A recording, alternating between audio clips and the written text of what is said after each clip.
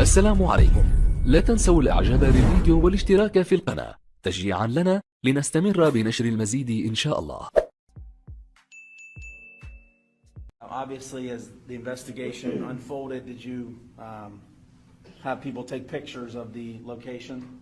Our crime scene came out and photographed and processed the scene. All right, and in this photograph here, as part of the presentation, are these essentially how the cars were there when you arrived on scene? When I arrived on scene, that's how they were, yes. And would this essentially be called the final resting of the vehicles? Correct. That's what we call final arrest, yes. Okay, and obviously on the left, we see that was the Ford Mustang driven by Heyrin, correct? Correct. And on the right was that, what was described as the gold Nissan Altima. Correct. And then the next photo here is this just showing a different angle looking north up Bayshore where you can see the stroller off in the distance ahead of the Mustang. Correct. Now this next photograph here, that would be, for the record, just a photograph up close of the Mustang where there's damage on the driver's side portion of that vehicle. Did you, in your investigation, determine, in fact, what you believe to be what had caused that damage there at that location? Would be the impact with the victims. Okay, and was it also impact with the stroller that was carrying Lilia, the Correct. child? Correct. And then the next slide, did you further just document a close-up just showing the damage, showing the strike? Was that picture consistent with the strike with both victims being there on the left driver's side of the vehicle? Yes. Okay. And then in the next picture, did you document that there was some damage to the vehicle there in the passenger bottom portion of the window, indicating where the victim had struck the windshield? Correct. And then in the last photograph here, is that a photograph of the stroller, just documenting the damage? Yes, that was a stroller would have been when we arrived. And was that damage, did you at some point verify that that damage was consistent with that damage there on the driver's side front portion of that Ford Mustang? You can line the stroller up with the Mustang, and you can see how it fits in there perfectly.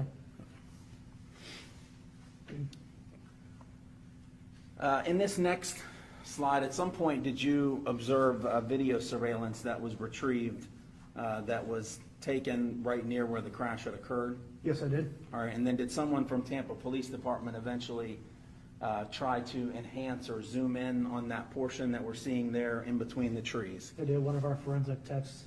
All right, and if you can just describe to us, before I play it, essentially kind of what we're going to be looking for here before I play this video. And that would be looking kind of southeast on Bayshore.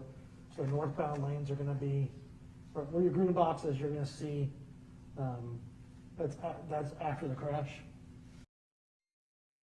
Come through that green box area there, and the two cars will.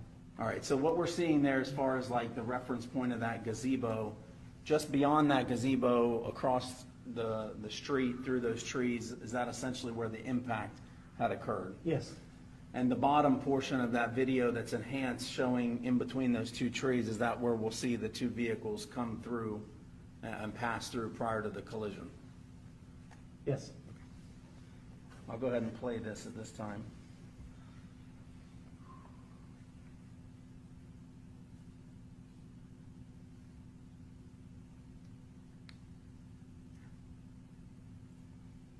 Now what we just saw it there, I'll play it again, but I just paused it there. Is that first vehicle that we see in that bottom enhanced portion, is that the Ford Mustang just prior to the collision? It is.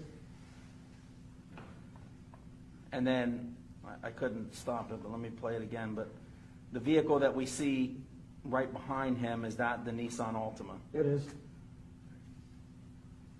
And did you determine during your investigation that those vehicles, based on this video and based on the witness statements, appeared to be very close to each other prior to the impact? They were. Okay. But was the Ford Mustang the vehicle ahead of the Nissan Altima? The Mustang was in front, yes. And in this case, there wasn't any evidence, and nor does the court believe that there was any specific intent to do harm, in this case to the victims. But there was intent to drive at an egregious speed, 102 miles an hour, regardless of the consequences and regardless of who that ended up harming. And then the second part of that, the second component, is the harm caused. And in this case, it's just impossible to have greater harm than the harm that occurred in this case, which was the loss of a mother, loss of a baby, and really the loss of a family as it existed when this occurred.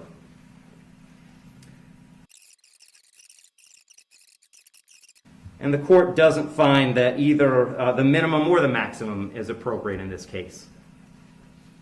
I've said it several times, the serious nature of the offense, egregious nature of the conduct, and mostly the harm that's been caused prevent me from putting this as a bottom of the guidelines minimum case. But the departure bases argued by the defendant did provide some reason not to put it at the top of the maximum. And specifically, the court did take into account that the defendant's 18, certainly responsible for his actions, and he's being held accountable for his actions. But the age of 18, the court finds, is a mitigating factor and shouldn't put this at a maximum. Also, the complete lack of prior criminal history is something that the court considered as preventing this from being at the top. So having said all that, the court is going really toward the middle between the minimum under the guidelines and the maximum punishment permitted under Florida state law. So on count one, vehicular homicide, the court's going to adjudicate the defendant guilty, sentence him to 9 years in the Florida State Prison. On count two, same charge, the court will adjudicate the defendant guilty, sentence him to 15 years Florida State Prison, and that'll run consecutive to count one, for a total 24 years Florida State Prison.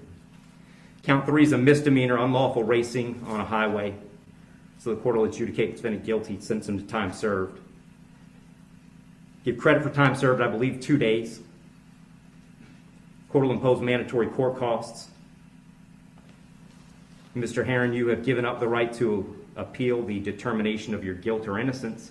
You do have 30 days to appeal the sentence of the court. And I'll direct the bailiffs to take Mr. Heron into custody.